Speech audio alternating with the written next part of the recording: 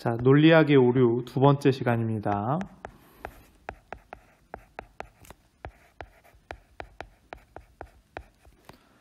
자, 논리학의 오류 두 번째 시간에는 발생적 오류부터 다뤄보도록 하겠습니다.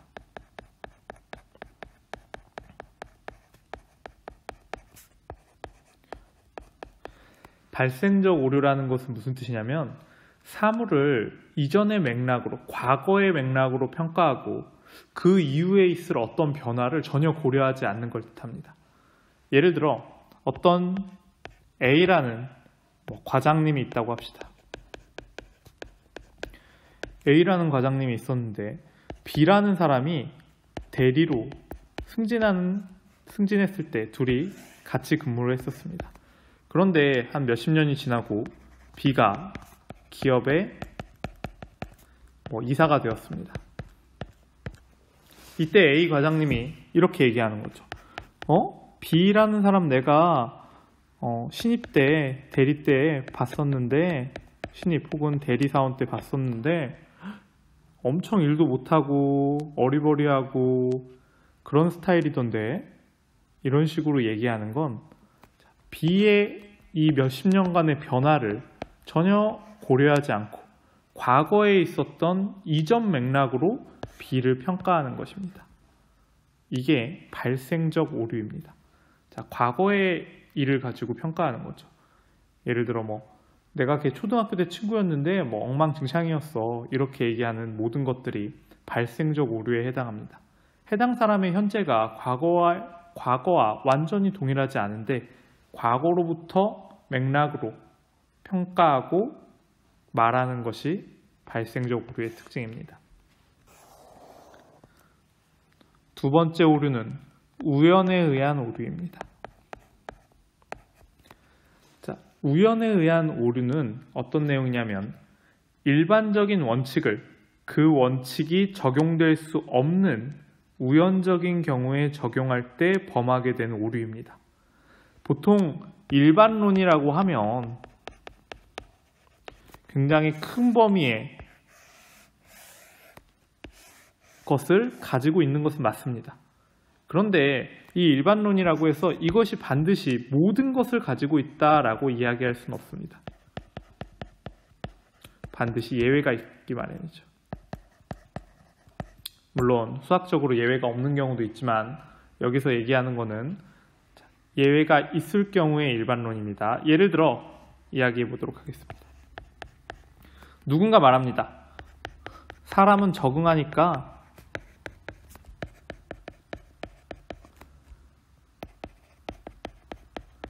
뭐든지 많이 하면 적응돼서 괜찮을 거야.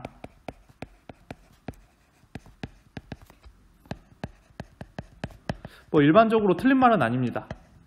사람들은 보통 강하고 적응력이 좋기 때문에 많이 하면 괜찮습니다. 점점 좋아지기도 하고 발전하기도 합니다.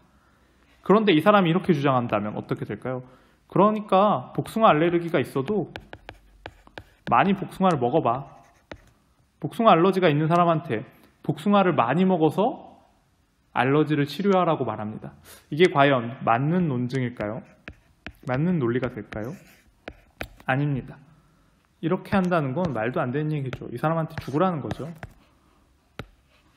자, 이렇게 우연에 의한 것은 일반적으로 맞게 결론 났지만 사실 특수한 경우에 해당하지 않는 것이 있는데 그것을 고려하지 않고 우연적인 경우에 적용할 때 일반적인 원칙이 적용되지 않는 특수한 것에 적용하려고 할 때 범하게 되는 오류입니다. 자, 우연하고 반대 방향의 오류가 있습니다. 여러분이 많이 알고 있고 언급하는 성급한 일반화의 오류입니다.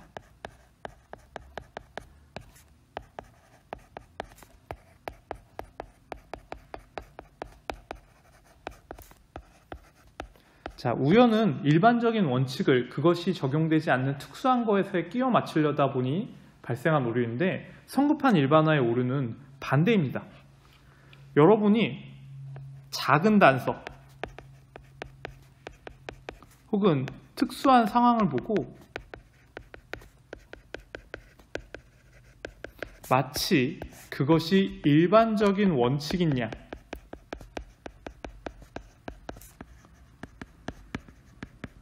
적용하려는 것이 성급한 일반화의 오류입니다.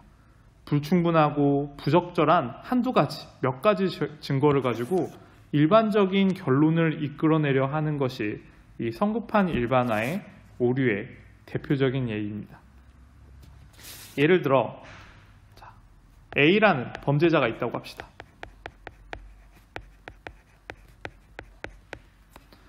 A라는 범죄자가 전과자인데 이것을 보고 그러므로 전과자는 무조건 재범을 한다.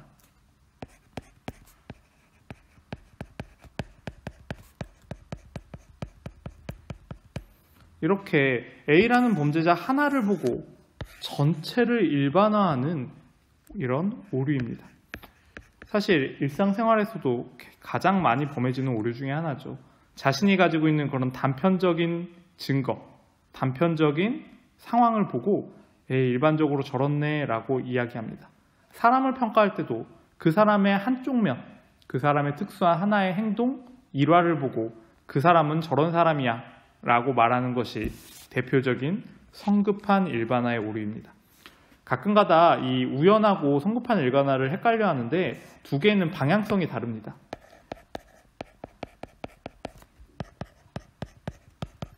일반적인 것을 특수한 것에 적용할 때 범해지는 오류를 우연이라고 하고 특수한 한두 가지로 일반적인 결론을 얻으려고 하는 것을 성급한 일반화라고 합니다.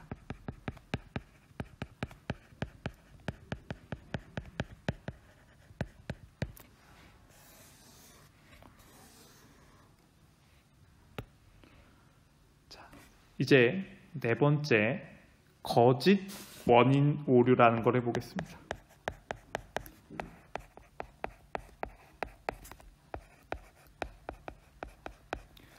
거짓 원인 오류는 전제와 결론의 연결이 잘못된 원인에 의존하는 겁니다. 예를 들어 어떤 결과가 나왔는데 혹은 어떤 결과에 대해서 얘의 원인을 잘못되게 추론하는 겁니다. 혹은 잘못된 원인에 의존하는 거죠. 예를 들어 이런 상황을 생각해 봅시다. A라는 사람이 말합니다. 성공한 대기업 CEO들을 봤더니 연봉이 100억이네. 그러면 내가 성공한 CEO가 되려면 연봉 100억을 받으면 되겠다. 연봉 100억을 나한테 주면 나는 성공한 CEO가 될 거야. 이렇게 잘못되게 원인을 추측하는 것이죠. 대표적인 예가 우리나라에서도 있었죠. 미세먼지가 많네.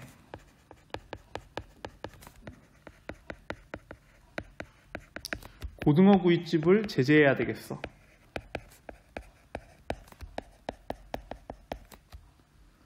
이런 잘못된 원인에 의존하는 것들이 거짓 원인의 오류라고 불립니다. 이렇게 특정한 사건 A가 어떤 사건이 있는데 이 사건이 다른 사건 B 뒤에 온다는 이유로 단순하게 잘못된 원인에 의존하는 경우를 거짓 원인이라고 합니다. 생각해보면 이 성공한 CEO가 연봉 100억을 받아서 성공한 CEO가 된 게 아니라 성공할 CEO이기 때문에 그 정도의 가치가 있기 때문에 연봉 100억을 준 건데 잘못된 원인에 기인하는 거죠. 이것도 마찬가지입니다. 미세먼지가 많다는 결론이 있는데 명확한 원인 없이 단순히 어떨 때 미세먼지가 나오느냐만 가지고 추론하다 보니 이런 어이없는 원인을 찾기도 합니다. 잘못된 원인에 의존하죠. 이번엔 원인이 아니라 원인이나 전제는 잘 되었는데 결론을 잘못 내는 경우를 살펴보겠습니다. 이런 오류는 부적절한 결론의 오류라고 합니다. 자, 주어진 전제에 의거해서 전제도 제대로 됐고 그 전제를 통해서 논증을 나가는 것까진 맞았는데 결론을 잘못 내는 겁니다. 그래서 얘는 좀 다른 말로 이렇게 말하기도 합니다. 논점을 놓치는 오류.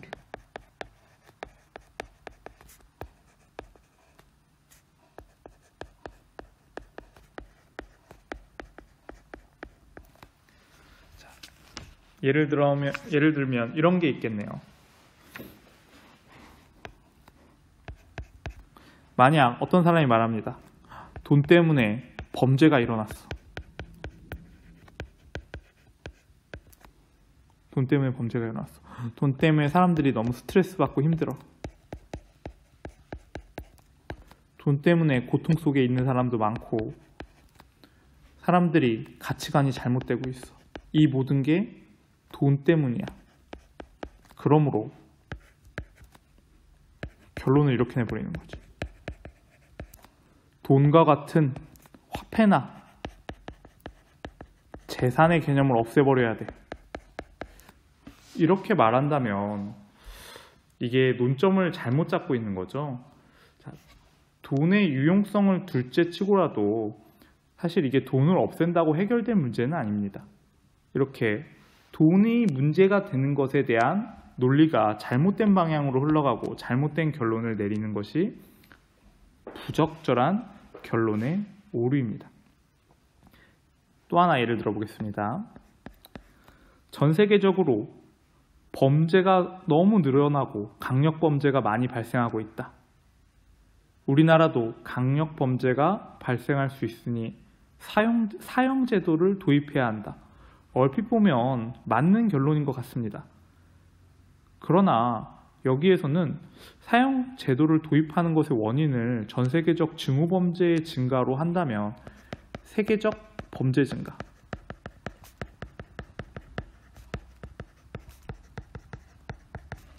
를 우리나라의 사형제도 도입, 이걸로 연결시키기에는 중간 단계들이 빠져 있습니다. 적어도 세계적 범죄 증가 뒤에 우리나라의 사형 도입이 오려면 우리나라도 강력 범죄가 늘어나고 있다라는 중간 단계라도 필요했어야 되는데 그런 거 없이 결론이 이루어졌죠. 이런 경우에도 마찬가지로 부적절한 결론의 오류입니다. 자, 부적절한 결론의 오류는 이 외에도 굉장히 많습니다. 마치 맞는 것 같은 느낌이 드는 경우들이 많습니다. 비슷한 느낌이 있거든요. 세계적 범죄가 증가해? 우리나라도 사형제도를 넣어야겠어. 이렇게. 돈 때문에 범죄가 발생해?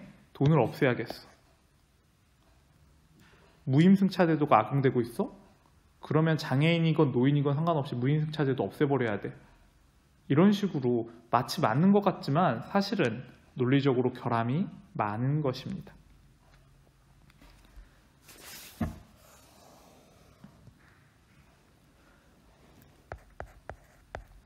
여섯 번째, 허수아비 오류를 살펴보겠습니다. 허수아비 오류는 간단히 말하면 상대방의 입장을, 상대방 A라는 사람의 주장을 공격하기 위해서 허수아비를 하나 세우는 겁니다. A라는 사람의 주장이 너무 괜찮습니다. 그런데 B가 A를 공격할 때 어떻게 하느냐? B의 주장을 허약하게 만듭니다. 이 과정을 허수아비를 세운다라고 합니다. A의 주장을 간단하게 요약하거나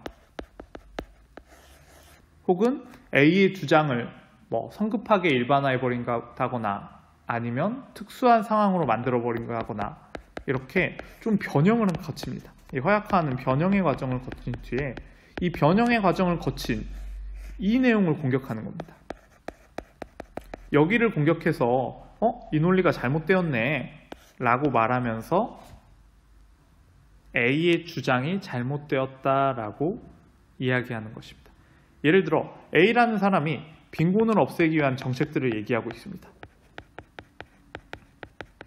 1번 정책, 2번 정책, 3번 정책 해서 이러이러한 방법을 이용해서 빈곤을 없애야겠다라고 이야기를 했습니다. 그런데 B라는 사람이 이렇게 얘기합니다. 그렇다면 당신의 말은 1, 2, 3번을 하면 가난이 없어진다는 뜻인가요? 가난이 없어지는 건 불가능합니다. 그러므로 당신의 정책은 의미가 없습니다.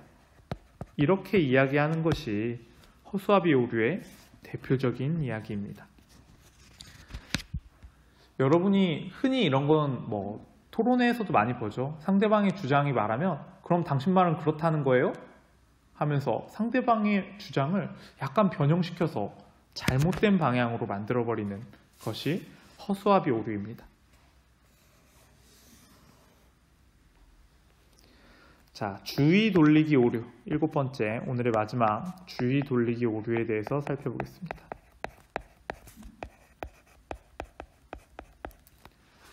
주의 돌리기 오류라는 것은 좀 다른 이름으로 훈제청어 오류라고도 부릅니다.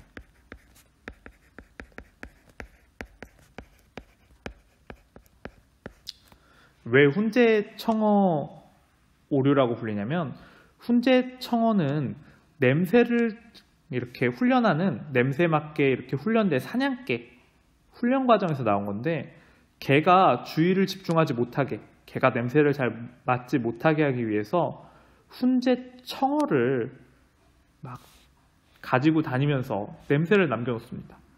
사냥개는 토끼를 사냥해야 되는데 훈제청어 냄새 때문에 자꾸 경로를 벗어나고 잘못 가고 토끼의 냄새를 제대로 맡지 못합니다.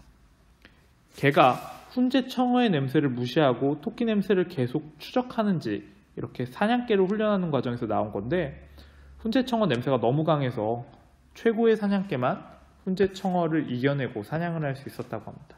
마찬가지입니다. 주의 돌리기 오류는 여러분이 사냥개라면 훈제청어를 곳곳에 놔두는 행동입니다. 흔히 프레임을 씌운다라고도 이야기하면서 다른 쪽으로 이렇게 잘못된 방향으로 상대방의 논점을 이렇게 흐려지게 만드는, 주의를 돌려버리는 이런 것들이 훈제청어 오류입니다. 자, 훈제청어 오류는 예를 들어 A라는 사람이 무언가를 얘기했습니다. 과일, 채소,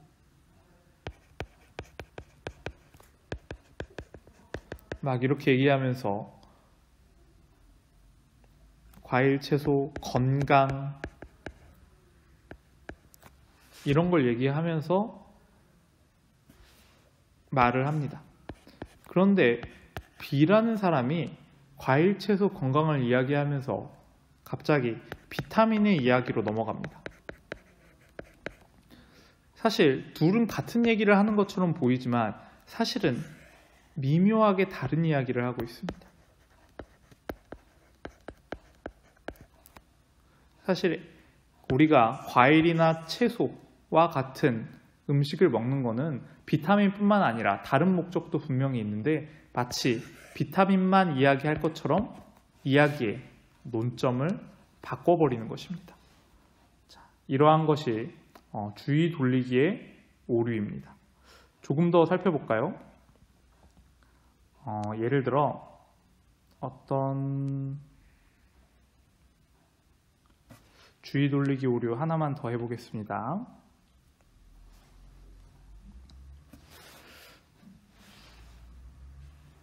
어떤 사람이 복지 예산을 주장한다고 해봅시다. 어린 아이들과 학생에게 더 많은 예산을 지원해야 한다라고 주장합니다. 그때 B가 얘기합니다.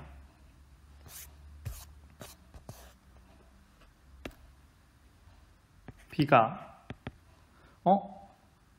스웨덴과 덴마크는 이런 복지 국가들이 복지를 너무 잘해줘서 아무도 일하지 않는다. 그러면 당신은 자본주의가 아니라 공산주의를 지지하는 것이냐? 이렇게 해서 복지 이야기를 하고 있는 와중에 상대방의 이념에 관한 말을 건넵니다. 이렇게 상대방을 잘못된 방향으로 주의를 돌리는 것을